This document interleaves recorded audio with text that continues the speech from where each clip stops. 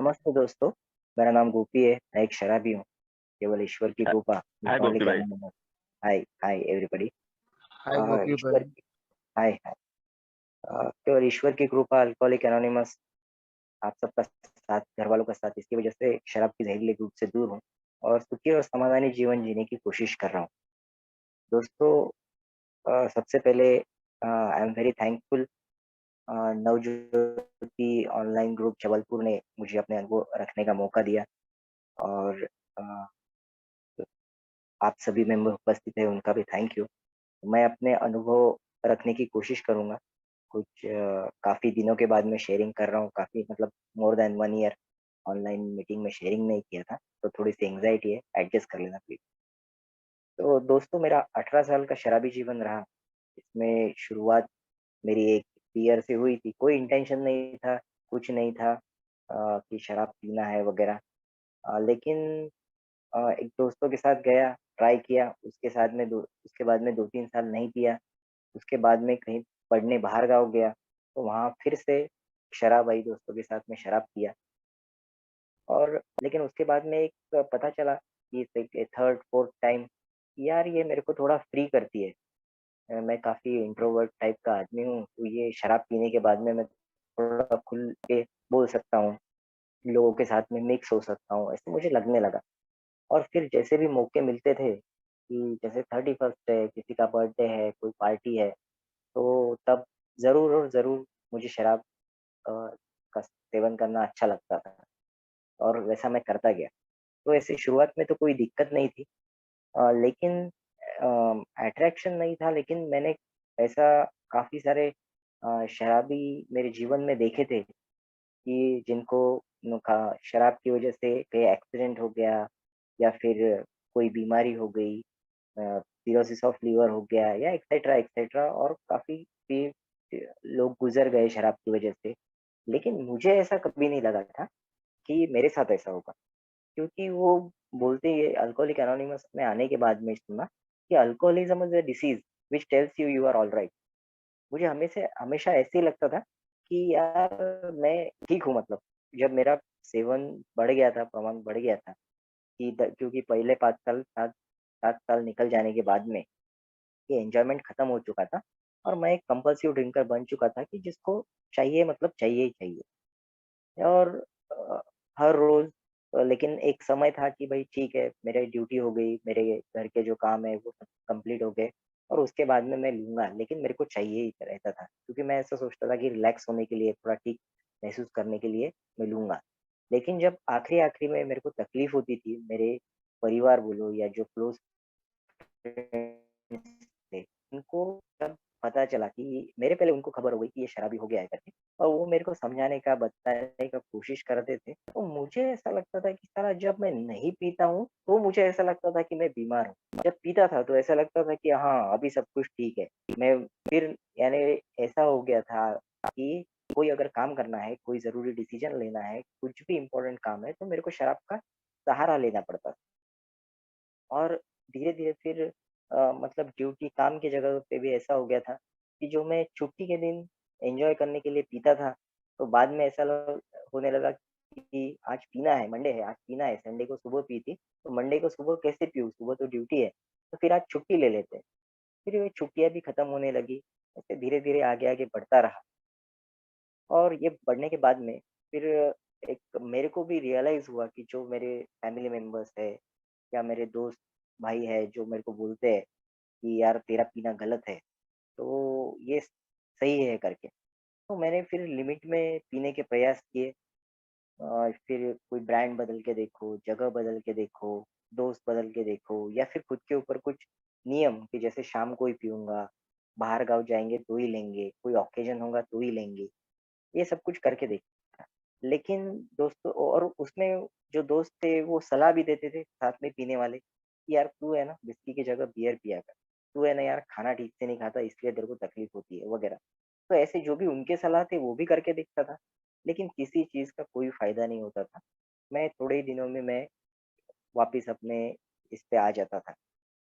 सो उम, उसके बाद में पता चला कि यार तू पीता है तो मतलब ये कंट्रोल में पीना तेरे बस की बात नहीं है। तो खुद को ही मेरे को एक रियलाइज़ हुआ है कि नहीं मेरे को रुकना चाहिए, मेरे को ये बंद करना चाहिए। तो मैंने भरपूर प्रयास किए कि मैं अ, मतलब रुकूँ। रोकने के लिए मुझे जो मालूम था कि डॉक्टर्स का हेल्प लिया, मैं फिज़िशियन है, साइकियाट्रिस्ट है, तो उनसे को फ़ायदा नहीं होता था ऐसा नहीं, लेकिन थोड़े बहुत दिनों के बाद में फिर से हाथ में ग्लास आ जाता था। मेरे को ये समझ में नहीं आता था कि मेरे साथ में ऐसा क्यों होता है? मैं क्यों पी लेता हूँ करके। तो ये लेकिन अल्कोहलिक एनोनिमस में आने के बाद में पता चला कि ones a alcoholic always a alcoholic, कि गोपी तो शराबी है और हमेशा शराबी रहने वाला है। तो बस एक काम कर सकता हूँ कि एक-एक दिन के हिसाब से शराब से दूर रह सकता हूँ बस। लेकिन मैं ये नहीं बोल सकता कि मैं रिकवर्ड हो गया और अभी मैं अल्कोहलिक नहीं रहा करके। हाँ, भले ही ये बोल सकता हूँ कि इतने साल हो गए हैं, जैसे आज ग्रैटिट्यूड डे मनाने का मेरे को मौका दिया जो ग्रुप जबलपुर ने, तो ये बोल सकता हूँ कि एक-एक दिन से हिसाब से 7 साल हो गए मेरे को कि जो मैं शराब से दूर हूँ। लेकिन मैं रिकवर्ड हो गया और अभी मेरे को मैं कुछ भी कर सकता हूँ, ऐसा नहीं। तो या फिर लिमिट में ले सकता हूँ, थोड़ा पी सकता हूँ, ये नहीं हो सकता। क्योंकि मेरे अनुभव मुझे ये बताते हैं कि जब भी मैंने एक बार या थोड़ी-सी या फिर कोई प्रकार की जैसे बियर या फिर वाइन है, ये शराब नहीं होती, ये पीने से कुछ नहीं होता, ऐसा ट्राई किया, तो फिर से मेरी वो साइकिल शुरू हो गई थी। और ए में आने के बाद में मेरे को ये स्लोगन सुनने को मिला कि first drink does the damage, कि जो ट्रेन का पहला इंजन होता है उसके नीचे आते ही आदमी मर जाता है, बाकी उसमें उसके ऊपर से 60 डब्बे गए, 70 डब्बे गए, वो कुछ फ़र्क नहीं पड़ता है। तो मेरे को यहाँ आने के बाद ही पता चला कि मेरे को पहले गुट से दूर रहना है। तो पहले गुट से दूर रहना है तो अ, फिर वो जो अ, मतलब मैं थोड़ा मिक्स कर रहा हूँ कि मेरे अनुभव और अपना स्लोगन्स। तो उसके बाद में ऐसी हालत हो गई मेरी कि ये सब कोशिशें करते-करते मैं थक गया। डॉक्टर, रिहैब, मन की शक्ति, ये सब होने के बाद में मैं फिर अ, मतलब मैंने होप छोड़ दिया था कि इसमें से मैं बाहर निकल सकता हूँ करके। मैं बोला कि यार तू एक तो पीते-पीते मरने वाला है, दूसरा तेरे साथ में कुछ हो नहीं सकता, तू रुक नहीं सकता है। लेकिन ऐसे में मेरी काफ़ी बार मैं हॉस्पिटलाइज़ हुआ। या फिर मेरे को अगर कभी रुकना होता था, मेरे को ऐसा लगता था कि मैं मतलब अपने होश खो रहा हूँ, तो वो पूरे होश खोने से पहले ही मैं खुद ही जाता था और डॉक्टर के पास में डिटॉक्स करवाने एडमिट हो जाता था। तो वो डिटॉक्स तो ठीक था लेकिन लास्ट टाइम जब मेरा हॉस्पिटलाइज़ेशन हुआ, तो सेकंड टाइम मैं आईसीयू में था, पैनक्रेयाटाइटिस की वजह से। और वो 29 दिन मैं आईसीयू में था। काफ़ी तकलीफ़, मतलब वो डॉक्टर्स ने ही मेरे को बताया था कि हम समझ सकते हैं। मैं उनको बोलता था कि यार आप क्या पेन किलर देते हो, क्या नहीं, इससे दर्द मतलब रहा नहीं जाता, बहुत पेन होता है। तो उन्होंने मेरे को बोला था कि हाँ, ये 3 बोले डेथ पेन्स है बोले। तो मतलब दुनिया में जो दर्द है, तो उसमें 3 दर्द सबसे ज़्यादा है। एक कार्डियक अरेस्ट, सुपरफिशियल बर्न और ये तीसरा ये है बोले पैनक्रेयाटाइटिस का। तो इतने बड़े दर्द से मैं गुज़रा और वो गुज़रने के बाद में फिर मैं जब बाहर निकला तो मैं इतना डरा हुआ था, क्योंकि मेरे को डर था मैंने मेरे हर इमोशन को अ, अपने शराब से जोड़ रखा था। मेरे को दुःख होता था तो शराब चाहिए, मेरे को खुशी होती थी तो शराब चाहिए, मेरे को अगर कुछ काम नहीं है मैं फ्री हूँ तो भी मेरे को शराब लगती थी। तो ऐसे हर चीज़ के साथ में मेरा लॉस होता है तो भी शराब, प्रॉफ़िट होता है तो भी शराब, हर चीज़ से दोस्तों के साथ मिलता हूँ तो दोस्त तो मेरे वही थे कि जो शराब पीते थे, तो उनसे मिलूँगा तो कोई न कोई मेरे को फ़ोर्स करेगा, मैं चला जाऊँगा तो फिर मैं ग्लास उठा लूँगा तो मेरी साइकिल शुरू हो जाएगी। ये सब विचार मेरे वो जैसे-जैसे मैं रिकवर हो रहा था आईसीयू में, वैसे-वैसे मेरे दिमाग में ये सब विचार चल रहे थे और मैंने एक ही चीज़ डिसाइड किया था कि अभी बाकी तो बाद में देखेंगे, लेकिन मेरे को एक ही काम करना है कि मेरे को मेरा जॉब और मेरा घर, इसके सिवा मेरे को कुछ करना ही नहीं है। क्यों? क्योंकि मैं शादी में जाता था तो भी पीता था, मैं किसी के डेथ के वहाँ जाता था तो वहाँ पे भी पीता था और बाकी तो पता ही है कि दोस्त मिलते थे तो भी मैं उनको मना नहीं कर पाता था, या फिर कभी-कभी ऐसा भी करके देखा था कि वो बोलते थे कि यार भाई तू ठीक है पी मत लेकिन खाना खाने तो आ सकता है। तो मैं जाता था, शायद उस उस दिन उनके साथ में पीता नहीं था, लेकिन कुछ ही दिन में 8-10 दिन में वो असर मेरे साथ में उसी दिन शुरू हो जाता था और कुछ दिनों के बाद में मैं पिया हुआ होता था, अकेला ही जाके पी लेता था। तो ये सब डर मुझे सता रहे थे और मैं फिर वहाँ से बाहर निकलने के बाद में सिर्फ़ घर और काम यही चलता था। और उतने में ही मेरे को एक फ़ोन आया, अनअनोन का फ़ोन था। उनको मेरे किसी रिश्तेदार ने बताया था कि हमारा ऐसा-ऐसा रिलेटिव है और उसको ये अल्कोहल का प्रॉब्लम है, तो क्या आप कुछ मदद कर सकते हैं? तो उन्होंने मेरे को कॉल लगाया, उन्होंने मेरे को पूछा कि क्या आपको शराब की समस्या है? मेरे को तो कुछ ही दिन हुए थे डिस्चार्ज होके, तो मैं बोला यार ये पूछ रहे हैं तो डेफ़िनेटली इनको मेरे बारे में मालूम है, झूठ कैसे बोलूँ? तो मैंने बोला हाँ, शराब की समस्या तो है, लेकिन अभी फ़िलहाल नहीं पी रहा हूँ। तो वो बोले ठीक है, लेकिन अगर आपकी समस्या है तो अल्कोहलिक एनोनिमस ऐसी एक संगठन है और वो ऐसे-ऐसे काम करती है और आपको इससे मदद मिल सकती है। तो आप जहाँ रहते हो वहाँ से 40 किलोमीटर दूर ये मीटिंग है, आपको वहाँ जाना पड़ेगा। मैंने सब हाँ तो उनको बोल दिया। लेकिन फ़ोन रखने के बाद में मैंने सोचा कि यार ये हुँ, मतलब doctors, rehab, counsellor, psychologist, medicine ये सब से जो नहीं हुआ वो मीटिंग में जाके क्या होने वाला है? तो मैंने मीटिंग में जाना टाल दिया। मैं मीटिंग में नहीं गया और लेकिन उसके बाद में उन्होंने वो जो मीटिंग के भाई लोग थे, उनको मेरा नंबर दिया और वो भाई का मेरे को कॉल आया। वो भाई का कॉल आने के बाद में उन्होंने फ़ोन पे मेरे को अपना शेयरिंग बताया, जो कि काफ़ी मेरे से मिलता-जुलता था, कि जो उनके जीवन में हुआ था, वो मेरे जीवन में भी हुआ था।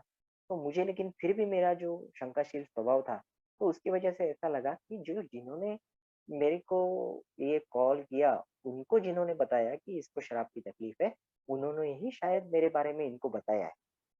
तो लेकिन फिर भी एक दिमाग में और ख़्याल आया कि यार गोपी ठीक है, बताया भी तो तेरे के लिए ही बताया होगा, तो क्यों ना और ये सामने वाले बंदे ने इतना खुल के मेरे सामने फ़ोन पे मेरे को अपने बारे में जो कोई नहीं बताएगा, ऐसी चीज़ें बताई, तो मुझे एक बार उसका रिस्पेक्ट रखने के लिए ही क्यों ना हो, एक बार मीटिंग में जाके देखने में क्या हर्ज़ है, ऐसा सोच के मैं मीटिंग में गया। और मीटिंग में जाने के बाद में पहले दिन उन्होंने मेरे को मतलब 7-8 मेंबर्स थे और उनको सबको देख के सही में मेरे को बिल्कुल भी ये नहीं लग रहा था कोई एंगल से कि इनमें से कोई शराबी है या जैसे मेरे को समस्या है वैसे इनको किसी को समस्या है करके। लेकिन जैसे-जैसे मैंने उनका शेयरिंग सुना तो मेरे को समझ में आया कि नहीं यार, इनमें वही इनके जीवन में वही घटा है जो मेरे जीवन में घटा है, बस थोड़ा बहुत डिफरेंस है। तो और ये में बोला भी जाता है कि look for the similarities not for the differences. तो वो अपने आप एक आ गया कि मैंने बोला हाँ यार, ये मेरे साथ में हुआ है। हाँ यार, ये मेरे साथ में हुआ है। और शेयरिंग खत्म होते-होते, मीटिंग खत्म होते-होते मेरे ध्यान में आया कि यार इनके साथ में भी ये हुआ है। अभी ये बोल रहे हैं कि इनको 5 साल, 7 साल हुए हैं, तो हो सकता है मेरे में एक होप तब जागृत हुई कि हो सकता है कि मेरे को भी 5 साल, 7 साल हो जाए अगर मैं यहाँ आता रहूँ तो। और वैसे भी एए में बोला जाता है कि शरीर को लेके आओ, आत्मा खुद ब खुद आ जाएगी। तो मैंने एक वो फ़ॉलो किया, उन्होंने कुछ इंस्ट्रक्शन भी बोले मेरे को कि गोपी पहली मीटिंग में कुछ समझ में नहीं आएगा, लेकिन पहली मीटिंग आखिरी मीटिंग मत करना। तो मैंने बोला ठीक है और बस तुम आते रहना। तो मैंने उनका वो कहना माना और मैं जाता रहा। सही में मेरे को पहले कुछ मीटिंगों में कुछ समझ में नहीं आया, लेकिन एक मेरे को एक वहाँ पे कंफर्टेबल लगा कि मेरे को समझने वाले मेरे जैसे दोस्त मेरे को मिल गए हैं और मेरा यहाँ समय अच्छा बीत रहा है। तो मैं क्योंकि वैसे भी मैं सोशली आइसोलेट रहने का ठान ही लिया था मैंने, घर और काम 2 ही काम कर रहा था, तो बाकी कुछ बचा नहीं था। तो मैं बोला चलो थर्सडे और संडे मीटिंग होती है। तो संडे तो दोपहर को रहती थी मीटिंग, लेकिन थर्सडे को शाम को मीटिंग रहती थी। वो लोग बोलते भी थे कि यार तू टू व्हीलर पे आता है, इतना 40 किलोमीटर ट्रैवल करता है। लेकिन मैं बोला नहीं यार, मेरे को मज़ा आ रहा है ये मीटिंग करने में और आप लोगों का मेरे को मतलब आप मेरे नए दोस्त बने हो, तो मैं कोई प्रॉब्लम नहीं है, कोई दिक्कत नहीं है और मैं जाता रहा। तो जाते-जाते फिर मेरे को वहाँ मीटिंग में कुछ बातें सुनने को मिली कि जैसे हाउ का प्रोग्राम और हॉल्ट का प्रोग्राम कि हाउ ये चीज़ें करना है। तो उसमें उन्होंने बताया कि एच मतलब ऑनेस्टी, ओ मतलब ओपन माइंड और डब्ल्यू मतलब विलिंगनेस। तो विलिंगनेस तो दोस्तों एक था ही कि मैं खुद से ही कोशिश कोई मेरे पीछे नहीं पड़ा था क्योंकि मैं फैमिली में बड़ा था तो मेरे मतलब कोई ऐसा ज़्यादा ये नहीं करता था कि तू बंद कर वगैरह। मैं कुछ दिक्कत आ जाती थी तो सॉल्व करने के लिए हेल्प करते थे। सादे इससे बोल देते थे कि यार तू गलत कर रहा है, तू ठीक कर, तू दूर रह सकता है, बहुत अच्छा इंसान है वगैरह-वगैरह। लेकिन मैं खुद जो कोशिश किया था तो ये एक विलिंगनेस मेरे में था कि मेरे को शराब से दूर रहना है। और ऑनेस्टी जो है, तो ऑनेस्टी मेरे को सिर्फ़ वही पता थी कि जो स्कूल में पढ़ाया जाता है कि मतलब कोई चीज़ नहीं चुराना है या झूठ नहीं बोलना है या फलाना-वलाना जो भी है, तो वो ऑनेस्टी पता थी। लेकिन मेरे को यहाँ आने के बाद में ऑनेस्टी का एक नया मतलब पता चला कि इन लोगों ने आप लोगों ने मेरे को बोला कि गोपी तेरे को खुद से ऑनेस्ट रहना है। मैं बोला यार खुद से ऑनेस्ट कैसे रहता है? लेकिन धीरे-धीरे मेरे को पता चला कि ऑनेस्टी मतलब मैं मेरे प्रीवियस लाइफ पे जब देखता हूँ, तो मेरे किसी से मैं सबसे अच्छा रहने की कोशिश करता था। एक पीपल प्लीज़र जिसको बोलते हैं वैसी मेरी पर्सनैलिटी थी। तो मेरे को अगर कोई दिक्कत भी हो रही है सामने वाले की बातों से, मेरे को लग भी रहा है कि ये गलत बोल रहा है या फिर लग रहा है ये झूठ बोल रहा है या फिर उस चीज़ से मेरे को कोई तकलीफ होए, ऐसी कोई कृति कर रहा है, तो भी मैं मुँह पे नहीं बोल देता था। मैं क्या कर सकता हूँ कि वहाँ से हट सकता हूँ वगैरह वो सब चीज़ें करता था, लेकिन मैं वो हिम्मत नहीं रखता था कि मेरी भावनाएँ मैं व्यक्त करूँ। तो मेरी भावनाएँ व्यक्त करना ये भी एक ऑनेस्टी है। लेकिन उसका ढंग, तरीका वो सब ठीक होना चाहिए, लेकिन वो एक ऑनेस्टी मेरे को पता चली। दूसरी चीज़ कि अगर मेरे को अल्कोहलिक एनोनिमस में आने के बाद में पता चला कि अगर मेरे को शराब से दूर रहना है, तो मुझे जो उपाय बताए गए हैं, वो अगर मैं खुद से ऑनेस्ट रहूँगा, तो ही मैं फ़ॉलो करूँगा। अगर मैं खुद से ऑनेस्ट नहीं रहूँगा, तो मैं फिर मेंबर्स के साथ में भी चालाकियाँ शुरू कर दूँगा कि हाँ, वगैरह ऐसा। तो ये सब होते-होते ऑनेस्टी का मतलब समझते-समझते मेरे को शुरुआत के दिनों में काफ़ी तकलीफ़ हुई। मैंने काफ़ी भुगता कि जो मैंने ए में जो सुन के भी जो फ़ॉलो नहीं किया, तो मैंने स्ट्रगल किया। ऐसा नहीं कि मैं पहले मीटिंग से ही सोबर था, तो स्ट्रगल किया। तो मैंने पूछा ओल्ड टाइमर से बात करता था, तो एक ओल्ड टाइमर से पूछा कि यार ऐसा क्यों होता है? तो वो भी बोले तू श्रद्धा बढ़ा। उन्होंने बस इतना सिंपल बोला कि तू श्रद्धा बढ़ा, तेरे में श्रद्धा की थोड़ी कमी है। तो मैंने बोला यार ये क्या बोल दिया इन्होंने कि श्रद्धा बढ़ाना, कम करना ये कोई बटन होता है? या ऐसा कोई क्या चीज़ है मतलब ये श्रद्धा बढ़ाना? ये तो कोई फिज़िकल चीज़ है नहीं। है तो कुछ म मतलब आध्यात्मिक चीज़ है, तो इसको बढ़ाऊँ कैसे? लेकिन फिर धीरे-धीरे मेरे को पता चला कि श्रद्धा मतलब फिर मेरे को जो अगर मेरा माइंड मत ओपन रहेगा, तो जो मेरे को कहा गया है, जो सूचनाएँ मेरे को दी गई है या फिर बाकियों के शेयरिंग से मेरे को मिला है, तो वो मेरे को जो कहा गया है, वो मैं करके देखूँगा। बिना सोचे, बिना उसपे कि ये क्यों, कैसा, ऐसा नहीं हो सकता, मेरे साथ नहीं हो सकता, ऐसा रैशनलाइज़ बिना किए जो मैं चॉइस करता हूँ, तो उसको श्रद्धा बोलते हैं, मेरे को बाद में जाके समझ में आया। और सो ओपन माइंड भी मेरा पहले नहीं था, इसलिए मैं वो सुनता भी नहीं था कि सामने वाला अगर मेरे को कुछ बोलने लगे या फिर शेयरिंग भी मैं सुन रहा हूँ, तो मैं उसको जज करने लगता था। मैं सोचता हूँ कि नहीं-नहीं ये इसके साथ में हुआ होगा, मेरे साथ में नहीं होगा। मैं अच्छी क्वालिटी की दारू पीता था, मैं अच्छे लोगों के साथ ही बैठता था, वगैरह-वगैरह ऐसा मैं अलग मतलब वो शेयरिंग रह गया बाजू में, उसके शेयरिंग में एक आधा सेंटेंस पकड़ लेता था और मेरी सोच कहीं के कहीं चली जाती थी। यानी फिज़िकली सिर्फ़ मीटिंग में रहता था, लेकिन मेंटली कहीं और रहता था। लेकिन बाद में जब मेरे को पता चला कि ये ओपन माइंड मतलब क्या है कि मेरे को सबसे पहले कि मेरे को किसी को जज नहीं करना है यार, तो वो बस क्या सुन रहा है, वो बोल रहा है और मैं सुन रहा हूँ, इतनी जब मेरी क्रिया होने लगी, तो मेरे को वो 100% तो नहीं, लेकिन काफ़ी 50% 70% उसमें से मैं कुछ ले सकने लगा या ग्रास्प करने लगा। और मेरी जो मैं वो संघर्ष कर रहा था अल्कोहलिक एनोनिमस में आने के बाद में भी, वो संघर्ष मेरा थोड़ा कम हुआ। तो उसके बाद में इन्होंने जो प्रोग्राम बोला था हंगर, एंगर, लोनलीनेस, टायर्डनेस ये चीज़ों से गोपी दूर रहना, अपना पेट भरा रखना, गुस्सा मत करना, अकेले मत रहना, थक के इतना काम मत करना। फिर भी मैंने वहाँ पे मेरा जब ओपन माइंड नहीं था, तब मैं ये सोचता था कि यार ये इतनी छोटी चीज़ें बोल रहे हैं, ये इनसे और शराब से क्या लेना-देना है? कुछ नहीं हो सकता, ये बहुत छोटी चीज़ें हैं। और मैंने फॉलो नहीं किया तो मेरे को बीच-बीच में ऑब्सेशन होता था। तो लेकिन ये ध्यान में नहीं आता था कि ये इस चीज़ की वज़ह से हो रहा है करके। और एक दिन मेरे को ऐसे ही अनुभव आया कि मैं काम से लौट रहा था और लौटते-लौटते 15-20 मिनट का रास्ता था लेकिन 5-7 मिनट बाइक पे आने के बाद में मेरे दिल में ख़्याल आया कि यार मैंने अगर 90 पी लूँ, जैसे पहले भी मेरे को कॉन्फिडेंस जागरूक हो जाता था मेरा, वैसे अल्कोहलिक एनोनिमस में आने के शुरुआती दिनों में मेरा कॉन्फिडेंस डेवलप हुआ कि यार एक आज 90 लेने में कुछ हर्ज नहीं है करके। लेकिन तभी मेरा दूसरा दिमाग बोला कि अल्कोहलिक एनोनिमस ने तो बोला है कि अगर तेरे को पीने की इच्छा हो तो पीने के पहले फ़ोन करना। और मेरा ही ड्यूअल माइंड में एक मन बोल रहा है कि फ़ोन कर, एक बोल रहा है कि वो फ़ोन करके उधर से क्या बोलेगा तेरे को मेंबर कि गोपी यार तू क्या कर रहा है? तेरे को मालूम है क्या तेरी ज़िंदगी में क्या-क्या हुआ है? तू एक बार पीना शुरू करता है तो फिर से शुरू हो जाता है, एक्सेट्रा, एक्सेट्रा। तो वो दूसरा मन मेरे को मना कर रहा था करने से। लेकिन फिर मन में एक सोचा कि चलो ठीक है मैं जाने वाला हूँ तो मैं जाऊँगा ही, लेकिन एक फ़ोन तो मैं कर ही लेता हूँ। तो मैंने बाइक रोड के साइड में लगाई क्योंकि वहाँ से बार का डिस्टेंस सिर्फ 5 मिनट का था। बाइक बाइक रोड के साइड में लगाई और सोचा एक मेंबर को फ़ोन लगाया और उनको बताया कि ऐसा-ऐसा हुआ करके। तो उन्होंने कुछ नहीं मेरे को ऐसा बिल्कुल जैसा मैंने सोचा था वैसा कुछ भी नहीं बोला। उन्होंने ऐसे ही कि नेचुरल है बोले, शराबी है तो पीने का विचार मन में नहीं आएगा तो क्या आएगा? तो डोंट वरी। और वहाँ पे कोई पास में होटल है? तो मैं बोला हाँ बिल्कुल भाई बगल में ही है। तो बोले ठीक है वहाँ पे जाओ और कुछ पियो।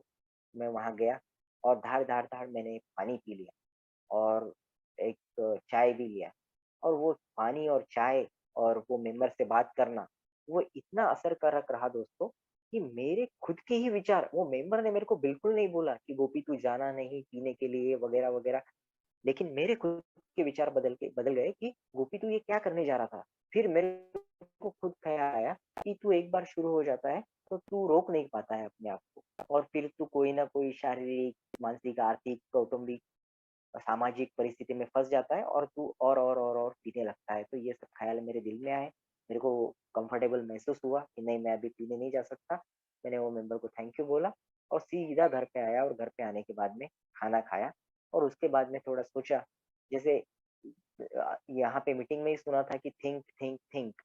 तो वो एक आदत नहीं बोलूँगा लेकिन कई बार फिर आ जाता है अभी कि मेंबर से बात करने से पहले या बाद में जब पूछते हैं, तो कई बार अपने आप ही सॉल्यूशन खुद के दिमाग से निकल आते हैं या फिर मैं कहाँ गलत हो रहा हूँ, मैं कहीं गलत तो नहीं जा रहा हूँ, ये सब सोचने से पता चलता है। पहले मैं सोचता ही नहीं था, मतलब वो रेकलेस बिहेवियर बिना सोचे समझे कुछ करना, वैसा मेरा बिहेवियर था। तो उस दिन मेरे को एक बात 2 बातें समझ में आई कि एक तो ये श्रद्धा, कि मेरे को श्रद्धा रखना पड़ेगा। इन्होंने मेरे को बोला था कि गोपी अगर पीने की इच्छा हो, अस्वस्थ हो, गुस्सा हो या कुछ भी हो, तो ए मेंबर को फ़ोन कर लेना। तो वो मैंने फ़ोन करने की वजह से मेरे को समझ में आया कि ये श्रद्धा है और मेरे को ये श्रद्धा रखनी पड़ेगी। आप लोग जो मीटिंग में बोलते हो, वो मेरे को फ़ॉलो करना पड़ेगा। अगर मेरे को नहीं समझ में आ रहा है, तो भी बिना जज किए मेरे को अगर मैं फ़ॉलो करूँगा, तो मेरे को डेफ़िनेटली रिज़ल्ट मिलेंगे और जैसे-जैसे मेरे को रिज़ल्ट मिलने लगे, मेरी श्रद्धा और बढ़ने लगी ये प्रोग्राम के प्रति। तो और एक ये मैं हंगर के बारे में बोलूँगा कि जब मीटिंग में सुना इन्होंने बोला आप लोगों ने कि भूखा नहीं रहना है, तो मेरा एक्सपेक्टेशन घ शुरुआत के दिन थे, तो घरवालों से अपेक्षा बढ़ गई थी। मैंने बोल दिया कि मेरे को बोला गया है कि भूखा नहीं रहना है, तो मेरे को ऐसे लगने लगा कि मेरे को मैं इतने बजे उठता हूँ, तो मेरे को इतने बजे ड्यूटी जाना है, तो मेरे को ब्रेकफ़ास्ट मिलना चाहिए, वो भी मेरे ढंग का होना चाहिए, वगैरह-वगैरह। और नहीं होता था तो मैं गुस्सा आ जाता था मेरे को और वैसे ही फिर मैं बिना खाए अगर रेडी भी में देते घर वाले रिक्वेस्ट करते थे कि अरे ठीक है भाई 2 मिनट रुक जा, 5 मिनट रुक जा, हम लोग देते हैं करके। तो लेकिन मेरी वो तैयारी नहीं रहती थी। क्यों? क्योंकि मेरे को ऐसा लगता था कि ये लोग मेरे को कोऑपरेट नहीं कर रहे हैं। तो लेकिन जब मैंने अल्कोहलिक एनोनिमस के मेंबर्स से बात किया, तो उन्होंने मेरे को बताया कि गोपी तू किसी पे एहसान नहीं कर रहा है, तू शराब से दूर रह के। तूने ये तो मान लिया है ना कि तू शराब खुद के लिए छोड़ रहा है? तो मैं बोला हाँ, खुद के लिए छोड़ रहा हूँ। तो फिर क्यों उन किसी के ऊपर डिपेंड रहता है? तो मैंने सोचा हाँ यार, ये भी बात बराबर है कि मतलब ऑनेस्ट मेरे को मेरे साथ ही रहना है। दारू से दूर भी मेरे को मेरे लिए रहना है, मेरे को प्रोग्राम किसी को सिखाना नहीं है। तो मैंने उन लोगों ने जैसा बोला कि तू रात का कुछ है तो वो भी खा के पेट भरा रख सकता है। अगर तू कहीं ट्रैवलिंग में है, तेरे को कुछ नहीं मिल रहा है खाने के लिए, तू पानी पी के भी पेट भरा रख सकता है। और अगर तेरे को ऐसा लगता है कि बार-बार मेरे साथ में घर पे ऐसा हो रहा है, तो तू कुछ स्नैक्स लाके रख सकता है कि जो टाइम पे तू तेरे को लगे भूख जैसा, तो तू खा सकता है। तो मैंने वो करना शुरू किया और सही में फिर मेरे को रियलाइज़ हुआ कि हाँ यार, काफ़ी चीज़ों के बारे में मैं बिना काम का मतलब झंझट ओढ़ लेता था कि वो सहन शक्ति नहीं थी मेरे में कि या फिर एक्सपेक्टेशन बहुत ज़्यादा थे या फिर दूसरों के ऊपर उपकार कर रहा हूँ मैं शराब छोड़ के, ऐसी सब मेरे में भावना थी। तो इसके बाद में जो गुस्सा आता था, तो वो गुस्से के बारे में भी ऐसे हुआ कि इन्होंने बोला था, आप लोगों ने बोला मीटिंग में कि गुस्सा नहीं करना, तो मैं बिल्कुल गुस्सा नहीं करता था, लेकिन कहाँ नहीं करता था, मैं बाहर नहीं दिखाता था। जो मैं पहले बोलता था किसी को, कुछ भी बोल देता था घर में या कुछ उल्टी-सीधी हरकत कर देता था, कोई चीज़ फोड़ देता था, तो ये सब नहीं कर रहा था।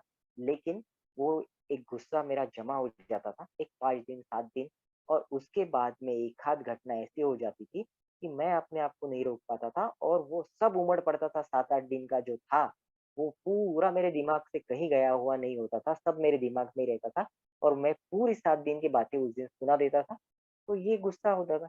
तो इससे मैं परेशान था, तो मैंने बात किया, मेरे को फिर पता चला कि यार गुस्सा जैसे मैंने एक दिन मेरे को गुस्सा आया तो मेरे को एक बात अल्कोहलिक एनोनिमस की याद आई कि अगर कुछ नहीं कर सकते हो तो जगह छोड़ दो। मैंने तुरंत जगह छोड़ी और दूसरी जगह जाके एक मेंबर को फ़ोन लगाया, उनको बोला कि यार ऐसा-ऐसा होता है मेरे साथ में, गुस्सा मैं कितना दबा के रखूँ? आप बोलते हो कि गुस्सा नहीं करना लेकिन कि दबाए भी तो कितना दबाए? तो उन्होंने मेरे को बोला कि दबाने के लिए किसने बोला है? उन्होंने काफ़ी हँसते हुए कहा कि दबाने के लिए किसने बोला? मैंने बोला दबाने के लिए नहीं कहा लेकिन नहीं करने के लिए कहा तो दबाएँगे नहीं तो और क्या करेंगे? तो उन्होंने मेरे को काफ़ी प्यार से समझाया कि गोपी सामने वाले को माफ़ करने की कोशिश कर। और दोस्तों आप यकीन नहीं करेंगे कि वो दिन मैं आज भी नहीं भूल सकता कि मतलब वो माफ़ करना कोई फ़िज़िकल एक्शन तो है नहीं, वो एक मन से होने की प्रक्रिया है और उस दिन मेरे को वो कैसा जमा मेरे को नहीं मालूम, लेकिन मैं वो सामने वाले इंसान को माफ़ कर पाया और मेरे को इतना रिलीफ़ मिला, इतना ईज़ फ़ील हुआ कि मैं बोला यार जो मैं समझता था कि कोई महापुरुषों की किताब पढ़ता था, उसमें लिखा रहता था कि माफ़ करना, तो मैं सोचता था ये सब झूठी बातें हैं, जिसमें कोई दम नहीं है, ताकत नहीं है या जो किसी का बदला नहीं ले सकता, किसी को कुछ बोल नहीं सकता, ये उसके साधन है या उसके नाटक है माफ़ करना, अदरवाइज़ माफ़ करने वाली कोई चीज़ नहीं होती है। लेकिन उस दिन जो मैंने फ़ील किया, तो मेरे को ऐसा नहीं है कि आज अ, मतलब गुस्से से मुक्त हो गया, लेकिन मेरे को एक बात उस दिन मेरे दिमाग में ठस गई कि माफ़ करना एक काफ़ी बड़ी प्रक्रिया है, जिससे सामने वाले का क्या होता है, वो मेरे को मालूम नहीं, लेकिन मेरे को खुद को अपने आप को बहुत अच्छा फ़ील होता है। और गुस्सा एक ऐसी चीज़ है कि मतलब वो पॉइज़न मैं खुद पीता हूँ और सामने वाला क्यों नहीं मर रहा है उसकी राह देखते रहता हूँ। तो इससे कुछ रिज़ल्ट नहीं आने वाला। वैसे ही अकेले रहने के बारे में था, मेरे को दिक्कत हर चीज़ में दिमाग लगाने की आदत। तो मीटिंग में बोला जाता है कि यार तुम्हारी खोपड़ी बाहर रख के आओ, जूते-चप्पल पहन के आओगे तो चलेगा लेकिन तुम्हारी खोपड़ी मत लगाना है। लेकिन मेरे को आदत थी हर जगह मेरी दिमाग लगाने की। तो मैं ऐसे ही पूछते रहता था ऊट-पटांग सवाल शुरुआत में कि अकेले नहीं रहना बोलते हो तो मेरे को तो बाहर गाँव जाना पड़ता है, ये करना पड़ता है। तो वो बोले बाहर गाँव में मेंबर ढूँढ, वहाँ फ़ोन कर कि कोई मेंबर है क्या? कोई मीटिंग है क्या? मीटिंग कर। और मेरे को एक तो बहुत अच्छी आदत पड़ गई दोस्तों कि अब जब भी कहीं जाना होता है तो मैं पहले इंक्वायरी करता हूँ कि यार वहाँ पे कोई मीटिंग है क्या? मीटिंग का टाइम एडजस्ट हो सकता है तो मैं मीटिंग कर सकता हूँ। नहीं मीटिंग का टाइम एडजस्ट होता है तो वहाँ के कोई मेंबर से मिल सकता हूँ। और ये मेरी आदत बन गई। अभी कहीं भी जाता हूँ तो मैं फ़ोन करता हूँ, मतलब मेरा जो लोनलीनेस है, वो अभी बचा नहीं है, क्योंकि दुनिया भर में अल्कोहलिक एनोनिमस की मीटिंग्स है और अल्कोहलिक एनोनिमस के मेंबर्स हैं। थके इतना काम नहीं करना है, मैं बोला था, तो मैंने मुड़ के देखा, तो हाँ, जिस दिन मैं वो जॉब से वापस आ रहा था और मेरे को ऑब्सेशन आया था, तो उस दिन मैं सही में सुबह ब्रेकफ़ास्ट करके भी नहीं गया था। काम के प्रेशर की वज़ह से थोड़ा-सा गुस्से में भी था और अकेला ही आ रहा था और काम करने की वज़ह से थका हुआ भी था। तो ये चीज़ें मेरे को घेर सकती है और मेरे को फिर से शराब की तरफ लेके जा सकती है। और अ, ऐसे ही फिर आगे और चलता रहा, मीटिंग करता रहा। वही मीटिंग में आनंद आता रहा मेरे को और ऐसा नहीं है कि शराब से दूर रहने के बाद में और ये शुरुआत के दिन जाने के बाद में भी जीवन में कोई समस्या नहीं आई। जैसे मेरे क्लोज़ जो थे मेरे रिलेटिव, उनकी डेथ हो गई।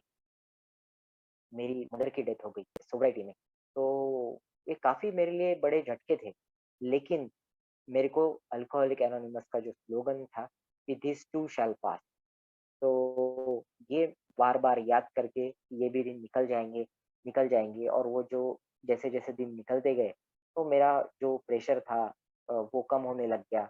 और जो चीज़ें हुई है जिनको मैं बदल नहीं सकता, जैसे प्रार्थना में बताया गया है, तो मेरे को धीरे-धीरे स्वीकार आने लगा कि हाँ यार, परमानेंटली ये दुनिया में रहने के लिए कोई आया नहीं है।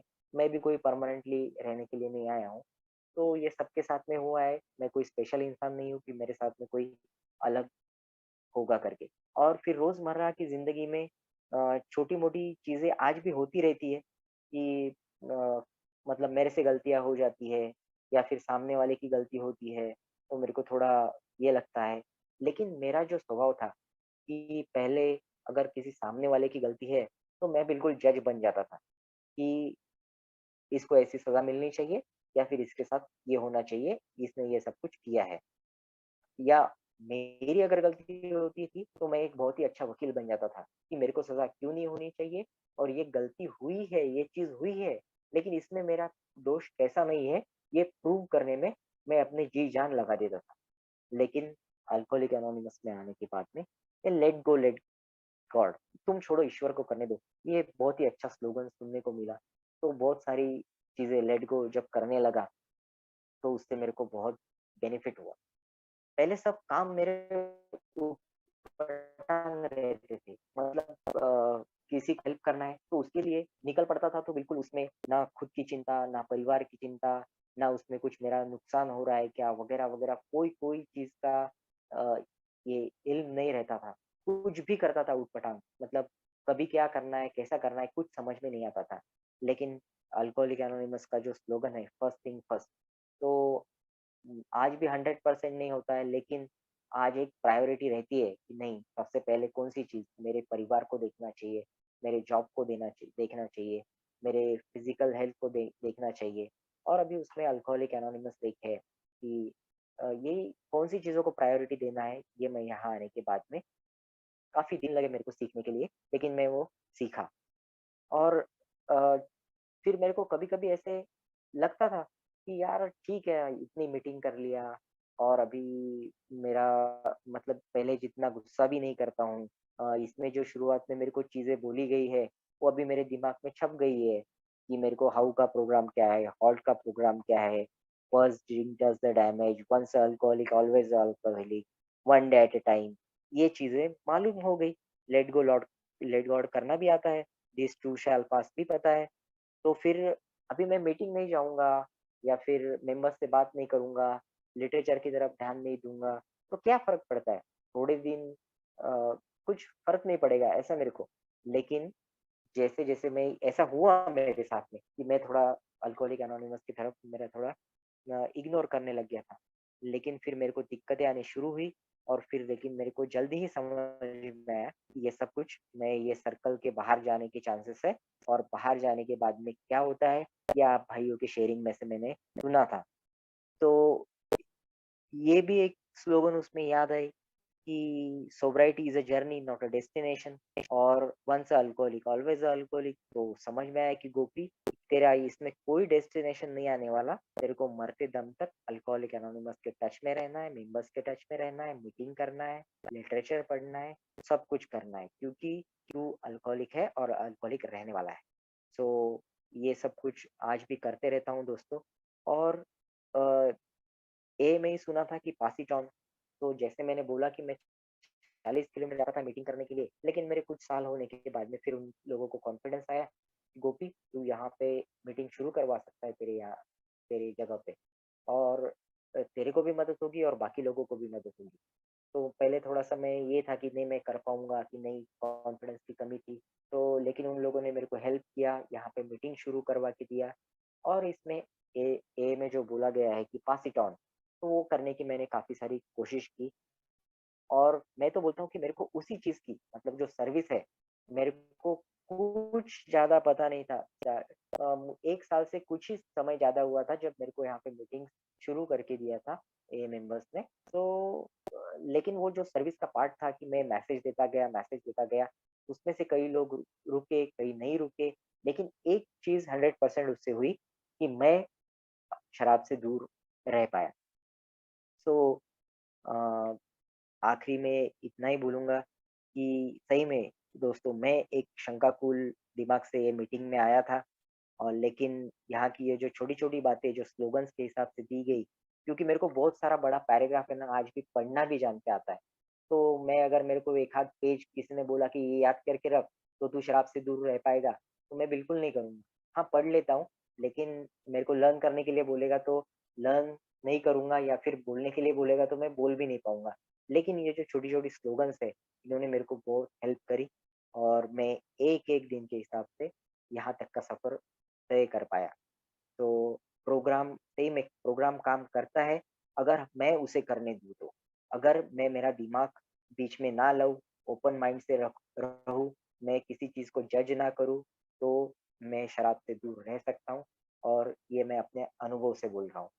तो मैं मेरे आज ग्रैटिट्यूड डे मेरे को सेलिब्रेट करने का मौका जो दिया नवज्योति ग्रुप जबलपुर ने, तो उनका काफ़ी आभारी हूँ कि मेरे को विचार भी मेरे व्यक्त करने को मिले और सही में मैं मतलब बहुत ग्रेटफुल हूँ। मेरा होम ग्रुप शाश्वती प्रोग्रेसिव समूह बुल्ढाना, उसके बाद में उत्कर्ष समूह मलकापुर जहाँ से मेरे को मैंने शुरुआती मेरी मीटिंग की, उन लोगों का भी आभारी हूँ कि जो जिन्होंने मेरे को मेंबर्स का जिन्होंने मेरे को यहाँ पे ग्रुप शुरू करने में मदद की और आप सभी मेंबर्स अल्कोहलिक एनोनिमस के कि जिनके जाने-अनजाने में जिन्होंने मेरे को मदद किया। अ, थैंक यू वेरी मच सबके प्रति मैं मतलब ग्रैटिट्यूड व्यक्त करता हूँ और मेरे फैमिली के प्रति और जिन लोगों ने मेरे को सोब्राइटी में जैसे भी हो मदद किया, उन सब का मैं आभार मानता हूँ और सबसे महत्वपूर्ण ईश्वर का आभारी हूँ कि जिसने मेरे को ये अलौकिक संगठन का मार्ग दिखाया और मेरे को मतलब सुरक्षित रखा। मेरे हाथ को मेरा सब कुछ जगह पे रखा और उसके पहले मेरे को अल्कोहलिक एनोनिमस में भेजा और यहाँ मेरे को बुद्धि दी, ये सब आप जो बोलते हैं वो समझने की और उसको एक्शन में लाने की। सो सही में दोस्तों action is a magic word अगर मैं एक्शन करता हूँ, तो मेरे को रिज़ल्ट ज़रूर मिलते हैं। तो थैंक यू चिन्मय भाई, थैंक यू अनिल भाई and thank you Navjyoti group Jabalpur.